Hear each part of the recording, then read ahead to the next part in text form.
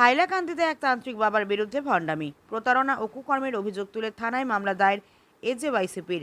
অসম জাতীয়তাবাদী যুব ছাত্র পরিষদের হাইলাকান্দি জেলা সভাপতি হোসেন আহমেদ মজুমদার মোহনপুর গ্রান্টের আব্দুল কালাম লস্কর ওরফে রাজু মোল্লা নামের এক তান্ত্রিক বাবার বিরুদ্ধে মোহনপুর পুলিশ ফাঁড়িতে একটি এজাহার দায়ের করেন।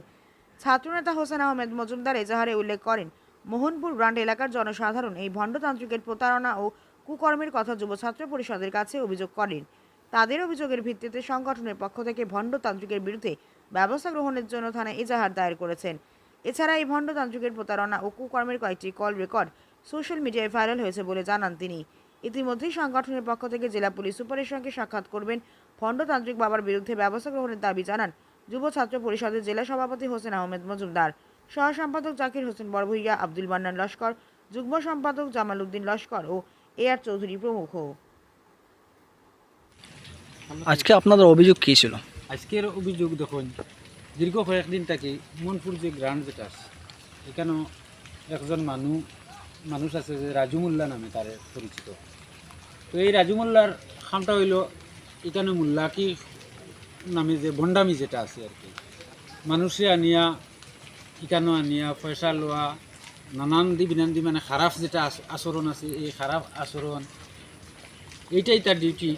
মানুষের বাতাবাজি দিয়ে কেন আনবো, আনিয়ে পয়সা লইব, বেটি মানুষের খারাপ কিছু যেটা খারাপ প্রস্তাব দেবা, খারাপ মন্তব্য করা, খারাপ কাজ করা।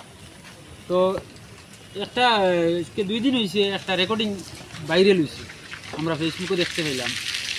তো ফেসবুকে দেখার পরে আমরা এখানে ফোন মারলাম, ফোন মারি একটা বেটি মানুষে একজন মানুষের কাছে বিচার দিছে যে তার যে অবস্থাটা যেটা করা হয়েছে, এখানে এক রাত রাখা হয়েছে, তারে খারাপ কাজ করা হয়েছে তার লগে, এই বেটিমানের কল রেকর্ডিংকে বেটিমানের কথাটা হয়েছে।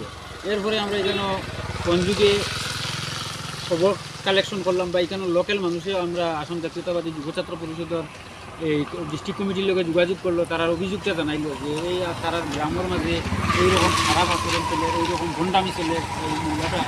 তো এটা আমার হিমন্ত বিশ্ব শর্মা স্যারে কয়েকদিন আগে এই যে বন্ডা মোল্লা যারা এরা যে পুরা ইনকোয়ারি করার লাগি বা তারা পুলিশ প্রশাসনে অ্যারেস্ট করার লাগি পুরো একটা আইন জারি করা হয়েছে। দেখা যায় এর ভিতরে এই বন্ড মোল্লাটা যেটা আছে রাজি মোল্লা, এইটা এখনও রইয়া গেছে।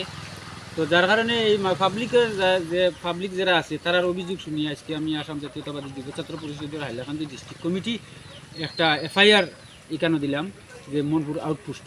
হ্যাঁ, তো সদরের লগে আমরা কথা হয়েছে, সদরের কোয়া হয়েছে যে মনপুর দিলে ভালো হইব। মনপুরের আমরা এই কেন মনপুর আউটপোস্টে একটা এই ইজাহার করছি যে এই মোল্লার নামে, যাতে তারে অ্যারেস্ট করিয়া নিয়া তারে আইনতভাবে যেটা পদক্ষেপ লওয়ার আমরা এইখানে আশ্বাস দিচ্ছেন যে অতি কম সময়ের ভিতরে তারা এইখান থেকে আমরা জেলা পারি যেভাবে পারি আইনত যে পদক্ষেপ যেটা করার তারা এটা লিয়ে দিই। ধন্যবাদ।